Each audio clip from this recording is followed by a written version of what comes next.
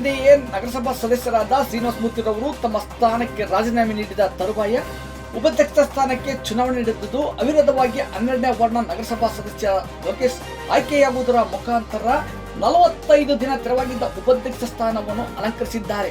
ಸೋಮವಾರ ಉಪಾಧ್ಯಕ್ಷ ಸ್ಥಾನ ಚುನಾವಣೆಯ ಪ್ರಕ್ರಿಯೆ ಪ್ರಾರಂಭವಾಗಿ ಯಾವ ಸದಸ್ಯರು ಕೂಡ ಉಪಾಧ್ಯಕ್ಷ ಸ್ಥಾನ ಬಯಸಿ ನಾಮಪತ್ರಕ್ಕೆ ಸಲ್ಲಿಕೆಯಾಗಿರಲಿಲ್ಲ.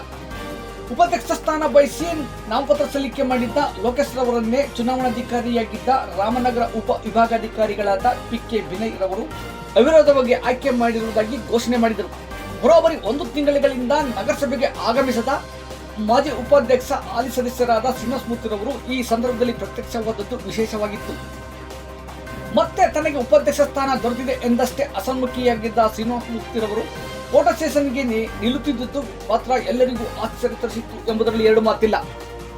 ಈ ಸಂದರ್ಭದಲ್ಲಿ ಮಾಧ್ಯಮ ಪ್ರತಿನಿಧಿಗಳ ಜೊತೆ ಮಾತನಾಡಿದ ನಗರಸಭಾ ಉಪಾಧ್ಯಕ್ಷ ಲೋಕೇಶ್, ರಾಜ್ಯದ ಉಪಮುಖ್ಯಮಂತ್ರಿಗಳಾದ ಡಿಕೆ ಶಿವಕುಮಾರ್, ಬಮೂಲ್ ಅಧ್ಯಕ್ಷರು ಹಾಗೂ ಮಾಜಿ ಸಂಸದರಾದ ಡಿಕೆ ಸುರೇಶ್, ಚನ್ನಪಟ್ಟಣ ಕ್ಷೇತ್ರದ ಶಾಸಕ ಸಿಪಿ ಯೋಗೇಶ್ವರ್, ಬಿಎಂಐಸಿಪಿಎ ಅಧ್ಯಕ್ಷರಾದ ರಘುನಂದನ್ ರಾಮಣ್ಣ, ಗ್ರಾಮಾಂತರ ಬ್ಲಾಕ್ ಕಾಂಗ್ರೆಸ್ ಅಧ್ಯಕ್ಷ ಸುನೀಲ್, ನಗರ ಬ್ಲಾಕ್ ಕಾಂಗ್ರೆಸ್ ಅಧ್ಯಕ್ಷ ಪ್ರಮೋದ್, ಕಾಂಗ್ರೆಸ್ ಪಕ್ಷದ ನಾಯಕರು, ಮುಖಂಡರು, ಕಾರ್ಯಕರ್ತರು ಹಾಗೂ ಹಲವಾರು ಮಂದಿ ಕಾರ್ಯಕರ್ತರು ಪ್ರತ್ಯಕ್ಷವಾಗಿ ಪರೋಕ್ಷವಾಗಿ ಸಹಕರಿಸಿದ ಎಲ್ಲರಿಗೂ ಕೃತಜ್ಞತೆ ಅರ್ಪಿಸಿದರು.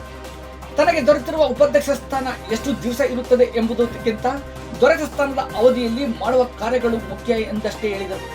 ಅಧ್ಯಕ್ಷರು ಸದಸ್ಯರುಗಳ ಸಹಕಾರದಿಂದ ಉಪಾಧ್ಯಕ್ಷ ಸ್ಥಾನಕ್ಕೆ ಕುಂದು ಬರದಂತೆ ಕಾರ್ಯನಿರ್ವಹಿಸುವುದಾಗಿ ತಿಳಿಸಿದರು. ಎಲ್ಲರಿಗೂ ನಮಸ್ಕಾರ.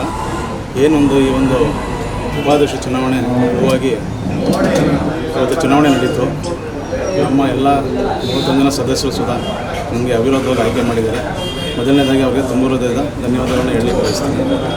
ಎರಡನೇದು, ನನ್ನ ಪಕ್ಷದ ವರಿಷ್ಠರು ಸನ್ಮಾನ್ಯ PCM ಸಾಹೇಬರು, ಡಿ.ಕೆ. ಶಿವಕುಮಾರ್ ಸಾಹೇಬರು, ಡಿ.ಕೆ. ಸುರೇಶ್ ಸಾಹೇಬರು, ನಮ್ಮ ಕ್ಷೇತ್ರದ MLA ಸಾಹೇಬರು, ರಘುನಂದನ್ ರಾಮಣ್ಣವರು, ಮತ್ತು ಗಂಗಾಧರ್ ಸಾಹೇಬರು, ನಮ್ಮ ಟೌನ್ ಅಧ್ಯಕ್ಷರಾದಂಥ ಸುನೀಲ್ ಅವರು, ತಾಲೂಕು ಅಧ್ಯಕ್ಷರಾದಂಥ ಪ್ರಮೋದ್ ಅವರು, ನಮ್ಮ ನಗರಸಭೆ ಅಧ್ಯಕ್ಷರಾದಂಥ ವಾಸಿಗಾಲಿ ಖಾನ್ ಅವರು, ಎಲ್ಲ ನನ್ನ ಸದಸ್ಯರು ತುಂಬ ಧನ್ಯವಾದಗಳನ್ನು ಹೇಳಲಿಕ್ಕೆ ಬಯಸ್ತೀನಿ.